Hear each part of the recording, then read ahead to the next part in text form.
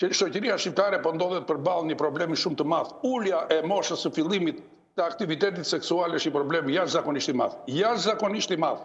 Dhe kjo po bën që të kemi shumë probleme, shtatzanit parakoshme, sëmundje seksualisht të transmetueshme, se këtu nuk bëhet fjalë pastaj për këto tabut e virgjërisë e tjera të cilat po vinë gjithmonë duke u rënuar në kështu që unë mendoj që ne fëmijët tanë, siç e thash, kemi një proces që ka të bëjë me një lloj akselerimi, është i natyrshëm, adoleshentët e sotshëm nuk janë adoleshentët e moshës time që piqeshin seksualisht në një moshë më të vonë. Për shkak të nivelit të jetesës dhe të problemeve të tjera, ata piqen në mënyrë të parakohshme dhe ky përbën një rrezik, atë që thash, rrezikun e brendshëm të tyre. Ne duhet i mbrojmë fëmijët, siç thash, edhe nga vetja dhe nga të tjerë. Dhe kultura seksuale, për ta përfunduar, duhet të bëhet pjesë integrale e kulturës humane të fëmijëve tanë.